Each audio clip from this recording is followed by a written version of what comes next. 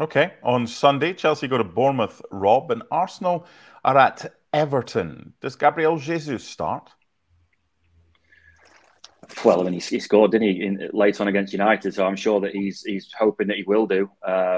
It's a big game very early in the season for Arsenal. I don't think that Arsenal have won at Goodison Park since Arsene Wenger was manager, if I'm right. So it's one of those games, those really tricky games that if you're going to really challenge for the title and get right up there by May, you really need to be winning these types of games. Obviously, Everton haven't started the season well at all, but Goodison Park, when the fans get up, is a really, really tough place to go.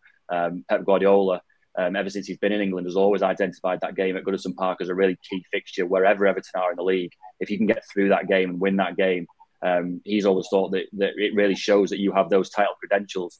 I'm sure that Arsenal will be feeling the same, and obviously a place where they haven't done fantastically well over recent years. But if they could win that game, and that really is a sort of a quiet title marker that this team again is for real this season. Robbo, we don't have to go back to your days playing for Arsenal for the last time that they won at Goodison, but Rob's right. It's nearly 6 years. Nacho Monreal among the goals, Mesut Ozil, Aaron Ramsey, but Everton aren't good right now. Anything but an Arsenal win for you? No, I can only see Arsenal doing well in the game and winning the game. I think they're playing some excellent football at the moment. I think they've got the bit between their teeth. They've got a great spirit. Even when they're losing games or might not be up in games, they can still come and get results in the last few minutes. Added on time now goes on for a long time. And Arsenal got that spirit to go and win games. So I can only see an Arsenal win.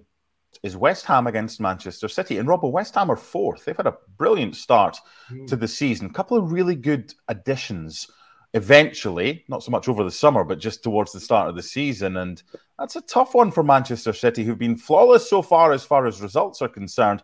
4 wins out of 4. There have been some games where they haven't quite hit top form yet. What do you reckon to this one? Well, I think I know exactly how the game's going to go. I watched this game last season, and if I was the West Ham supporter or the West Ham chairman, I'd have had serious words with the management after the game. West Ham didn't come out and play. They were at home in front of 60-odd thousand, and they allowed Manchester City the ball. They allowed Manchester City to dictate the game, and eventually I think Man City won 2-0 without West Ham having hardly a shot at goal.